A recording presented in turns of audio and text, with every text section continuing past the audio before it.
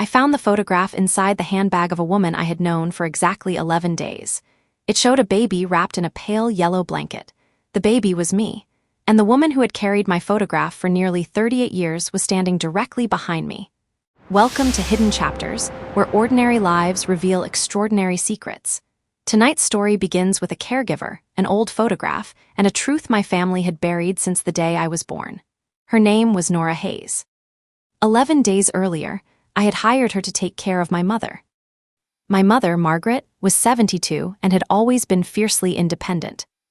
She still drove herself to the grocery store, maintained a garden that occupied almost half her backyard, and refused to let anyone carry her bags. Then she fell down the basement stairs. She fractured her wrist, injured her hip, and suffered a mild concussion. The doctors said she would recover, but for at least 2 months, she needed someone with her during the day. I couldn't do it alone. I worked as an architect in downtown Chicago, almost an hour from my mother's house in Oak Park. I could work from home occasionally, but not every day. My younger brother lived in Arizona and had 2 children of his own, so I called a caregiving agency. They sent me 3 profiles. Nora S. was the least impressive on paper. She didn't have a nursing degree, and her photograph looked serious, almost severe. But she had 20 years of experience working with elderly patients, and every family she had worked for described her as patient, dependable, and unusually kind. When Nora arrived for the interview, my mother dropped her glass of water. It didn't break.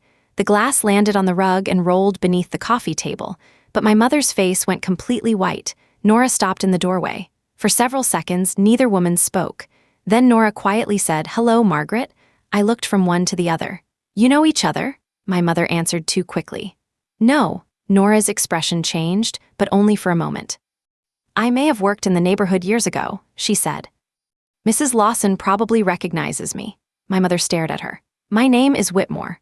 "Of course," Nora replied. "My mistake. I should have ended the interview then. Something was clearly wrong, but I was exhausted. I had spent 6 nights sleeping on my mother's couch, answering work emails from her kitchen, and waking every time she tried to get out of bed. Nora was available immediately. Her references were excellent, and my mother insisted she didn't care who the agency sent. So I hired her. During the first few days, Nora was exactly what we needed. She arrived every morning at 8. She helped my mother with her exercises, prepared lunch, kept track of her medication, and somehow persuaded her to use the walker she had spent a week refusing to touch. My mother complained about everything Nora did, but she stopped asking me to stay home. That should have made me feel relieved. Instead, I began noticing small things.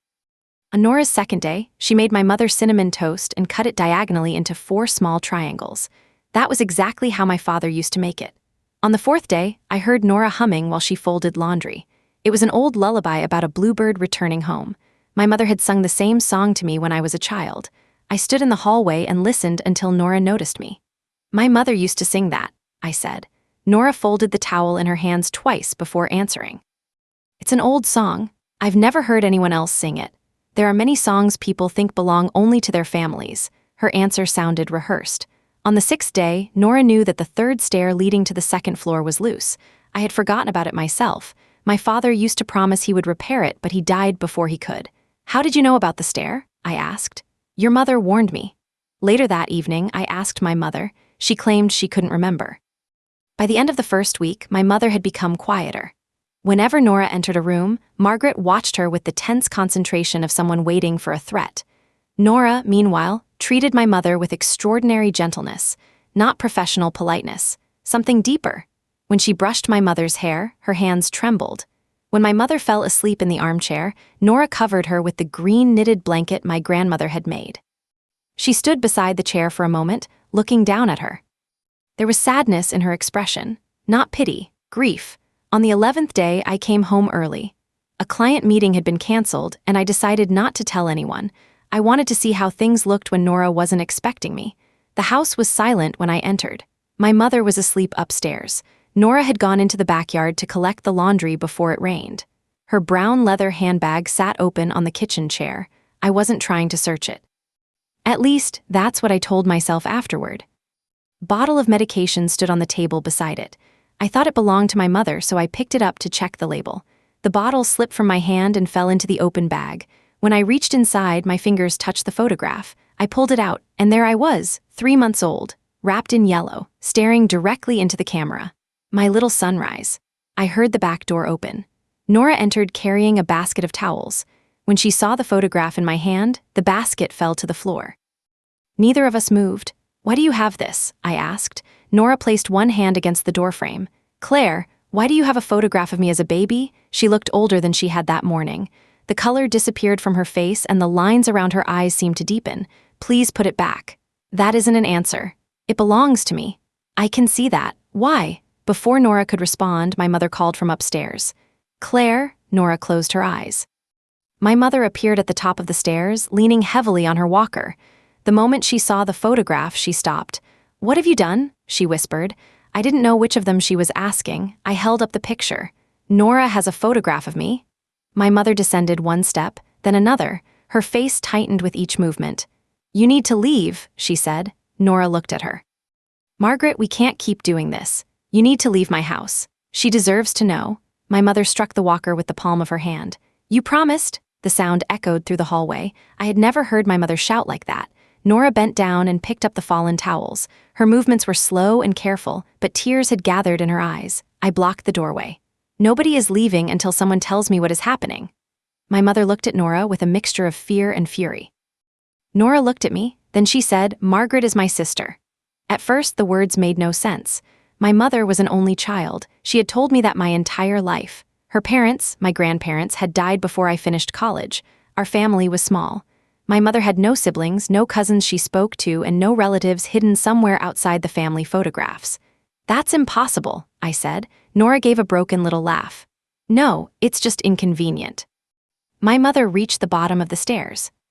"You were told to stay away. By you. You agreed." "I agreed because you said it was best for her." They were no longer speaking about the photograph. They were speaking about me. I felt it before either of them said it. A cold certainty moved through my body. I looked at Nora again, the shape of her eyes, the narrow bridge of her nose, the way she pressed her lips together when she was trying not to cry. They were my features, not exactly, but close enough that once I saw them, I couldn't stop seeing them. "What are you to me?" I asked. Nora's voice was barely audible. "I'm the woman who gave birth to you." The room seemed to tilt. My hand closed around the photograph so tightly that its edge cut into my finger. I turned to my mother. She didn't deny it. That was the moment my childhood ended, although I was 38 years old. I asked Nora to leave. She tried to speak, but I couldn't hear another word. My heart was beating too loudly, and the kitchen suddenly felt too small for all three of us. Nora picked up her handbag. Before leaving, she placed a business card on the table. "My address is on the back," she said. "I won't contact you, but if you want the truth, I have everything I was allowed to keep." The door closed behind her. My mother sat at the kitchen table. For several minutes, neither of us spoke. I placed the photograph between us. "Tell me she's lying." My mother stared at the baby in the yellow blanket. "She is." I waited for an explanation. None came. "You told me you were an only child." "I know." "You told me you carried me for 9 months." "I know." "You told me Dad was in the hospital when I was born." "He was, but not because his wife was giving birth." My mother flinched. "Claire, I raised you." "That isn't what I asked." "I changed your diapers. I stayed awake when you were sick. I walked you into school on your first day. I was there for every birthday, every broken heart, every mistake." "I am your mother." I looked at the woman who had packed my lunches, helped me study, fought with me over curfews, and held my hand at my father's funeral. She was my mother, but she was also a stranger. "Why did you lie?" Her eyes filled with tears. "Because I was afraid." "Of Nora? Of losing you?" She told me only part of the story that night. Nora was 6 years younger than Margaret. Their parents had been strict, religious, and deeply concerned with appearances. When Nora became pregnant at 23, the baby's father, Paul Mercer, was already married. He promised to leave his wife. He didn't. When Nora's pregnancy became visible, their parents sent her to live with an aunt in Wisconsin. Margaret and my father, Richard, had been trying unsuccessfully to have a child for 7 years. The original plan, according to my mother, was temporary. Margaret and Richard would care for the baby while Nora found work and established a safe home. No one outside the family needed to know, but after I was born, everything changed. Margaret said Nora struggled. She had no money, no stable job, and no support from Paul. Margaret and Richard offered to adopt me. Nora signed the papers. That was her choice, my mother said. Did she want to? She understood it was best. That isn't the same question. My mother looked away. I asked when Nora had last seen me. Margaret said I was probably too young to remember. I asked again. Finally, she answered. Your 5th birthday. Fragments of an old memory surfaced immediately. A woman standing near the fence at my birthday party, a gift wrapped in yellow paper, my mother pulling me into the house while my father argued with someone outside. For years, I had believed it was a dream. What happened after that? She was confusing you. I was 5. You asked why she cried when you called me Mom. The bluebird song returned to me, not in my mother's voice. In another woman's voice, softer and younger, singing beside a window while rain moved across the glass. Nora's voice. I stood up from the table. Where are the adoption papers? My mother said she didn't know. I knew she was lying again. My father kept important documents in a gray metal box in the upstairs closet. After his death, my mother moved the box to a safe deposit box at the bank. The following morning, I drove her there. She begged me to wait. She said we should discuss it when I was calmer. She said the documents would only make the situation more painful. But I had spent 38 years living inside a story other people had written for me. I was finished waiting for permission to read it. Inside the safe deposit box were property records, insurance documents, my father's will, and a large envelope with my name written across the front. My father's handwriting. The envelope contained an amended birth certificate listing Margaret and Richard as my parents. Behind it was a photocopy of the original. Under Mother, it said Nora Elaine Whitmore. The section for the father was blank. There were also 17 letters. All were written by Nora. The first was dated 3 weeks after my birth. The last was written shortly after my 5th birthday. Margaret tried to take them away from me. I held onto them. The first letter began with the same words written on the photograph. My little sunrise. Nora wrote about the day I was born. She described the hospital room, the storm outside, and the yellow blanket a nurse had placed around me. She wrote that she had counted each of my fingers and toes because she was terrified something would be wrong. She wrote that giving me to Margaret was supposed to last 6 months. In another letter, written when I was almost 1, she asked when she could take me home. Margaret never answered. A letter from my 2nd birthday asked whether I still liked apples and whether I had begun speaking in sentences. A letter from my 3rd birthday included a pressed blue flower. The final letter was angry. You asked me to trust you, Nora had written. I trusted you because you were my sister. I signed the papers because Paul threatened to take Claire, and Richard promised I would always be part of her life. You have turned my fear into your opportunity. One day, she will ask where she came from. I hope you love her enough to tell her the truth. My mother began crying in the bank's private viewing room. I couldn't comfort her. You said she chose to disappear. I thought she would take you. She was my mother. So was I. You were her sister. I know what I was. My mother's voice hardened. You don't understand what it was like. Your father and I had prayed for a child. Then you came into our home, you reached for me, you slept against my chest. You called me Mama, so you erased her. I was afraid every day that she would become stable and ask for you back. She did ask for me back. My mother said nothing. That silence answered more than any confession could. At the bottom of the envelope, I found a smaller collection of photographs. One from every year of my childhood, my first day of school, my 8th birthday, a piano recital, my high school graduation. On the back of each photograph, my father had written a date. Some included short messages. She lost her first tooth. She wants to become an architect. She still hums your bluebird song. My father had sent Nora photographs. My mother claimed she didn't know. This time, I believed her. My father had died in a car accident when I was 15. Until that moment, I had remembered him as a quiet man who avoided conflict, but he had not completely abandoned his promise to Nora. He had kept a small window open. After his death, it closed. I drove my mother home and made sure she was safely inside. Then I left. I didn't know where I was going until I found Nora's business card in my coat pocket. Her address led me to a modest apartment building 40 minutes away. For almost 10 minutes, I sat in my car. Then I took the baby photograph from my bag and walked to her door. Nora opened it before I knocked a second time. She looked at the photograph in my hand. You found the letters, she said. It wasn't a question. Her apartment was small and warm. Books covered one wall. Plants crowded the windowsills.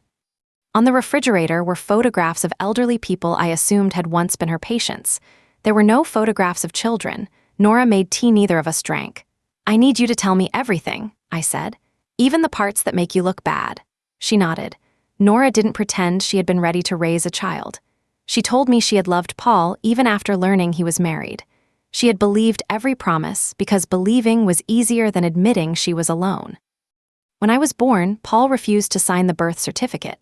Later, he threatened to claim custody if Nora exposed their relationship to his wife. Nora had no money for an attorney. She was living in a room behind a beauty salon and working nights at a diner. Margaret offered safety. At first, I was grateful, Nora said. You had a bedroom, health insurance, and 2 people who loved you. I visited every weekend. I remembered none of it consciously, but my body seemed to remember her voice.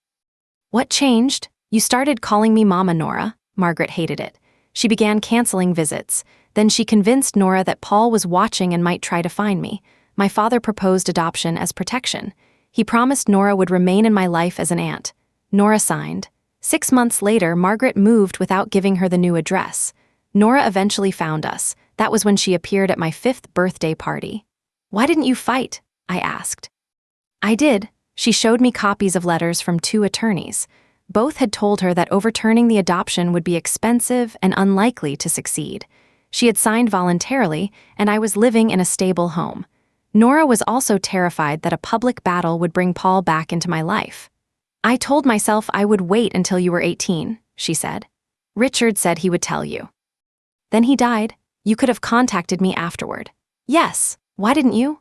Because by then I didn't know whether I wanted to find you for your sake or mine. It was the first answer she gave that did not make her appear innocent. I watched your graduation from across the street, she continued. I found your name in the university newsletter. Later, I found your company website. Every few years, I wrote a message and deleted it. How did you become my mother's caregiver? Nora looked down at her hands. Margaret contacted me. 3 weeks before her fall, my mother had mailed Nora a letter. Nora retrieved it from a drawer and handed it to me. The letter was short. Nora, I have spent most of my life pretending that silence was the same thing as peace. It is. Claire deserves the truth, but I no longer know how to give it to her. If you are willing, call me. Nora had called the day before my mother fell. After the accident, the agency posted an urgent request for a caregiver in Oak Park. Nora recognized the address. She didn't know I had applied, Nora said. When she saw me at the door, she thought I had come to expose everything. Had you? No, I came because she needed help, and because I wanted to see you once without hiding across the street. I looked around the apartment. Do you have other photographs? Nora carried a wooden box from her bedroom. Inside were the photographs my father had sent, copies of my professional articles, and 33 birthday cards. None had been mailed. There was one for every birthday after my 5th. I opened the card marked Claire 10. Inside, Nora had written, If we ever meet, I need you to know that you were not unwanted. Giving you a safe life was the bravest thing I ever did. Staying away was the weakest. I could no longer read. Nora sat beside me but did not touch me. I cried for the childhood I had lived and the childhood that had been hidden beneath it. I cried for my father, who had tried to keep one promise while helping maintain another lie. I cried for Nora, and although I didn't want to, I cried for Margaret, because fear had damaged all 3 of us in different ways. I didn't call Nora Mom. I didn't forgive her immediately. Real life rarely resolves itself in a single conversation. I asked questions. Some answers made me feel better. Others made me angry. Before I left, I returned the baby photograph. Nora shook her head. It belongs to you. You kept it for 38 years. And now I've finally given it to the person I was keeping it for. When I returned to my mother's house, Margaret was sitting in the kitchen beside the untouched dinner I had left for her. She looked smaller than she had the day before. Are you leaving me? She asked. The question revealed the fear behind every lie. I sat across from her. You are my mother, I said. Nothing can erase the life we had. Relief moved across her face. But being my mother did not give you the right to erase Nora. Her relief disappeared. I know. You stole my chance to know her. You stole her chance to know me. I know. I don't forgive you yet, she nodded. For once, she didn't defend herself. 2 weeks later, Nora returned to the house, not as a caregiver. I hired someone else for that. Nora came as my guest. The 3 of us sat at the kitchen table with the baby photograph between us. At first, conversation was almost impossible. Margaret apologized. Nora listened. Then Nora apologized for applying through the agency without warning her. They argued about details. Old accusations surfaced. More than once, I considered ending the conversation, but we remained at the table. Over the following months, we built something that did not have a proper name. Nora did not replace Margaret. Margaret did not stop being my mother. And I did not suddenly become the daughter Nora remembered from a yellow blanket. We were 3 adults trying to create an honest relationship from the remains of a dishonest one. Nora showed me how to make the cinnamon toast my father used to prepare. It had been her recipe. She taught me the full version of the Bluebird song. My mother had only ever remembered the first verse.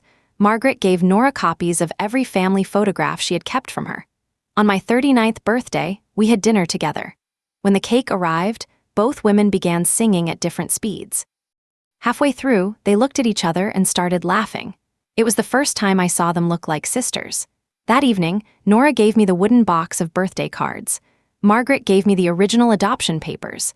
I placed both beside the photograph of the baby in the yellow blanket. For most of my life, I believed families were defined by the stories they repeated. Now I understand that they are also shaped by the stories they are afraid to tell.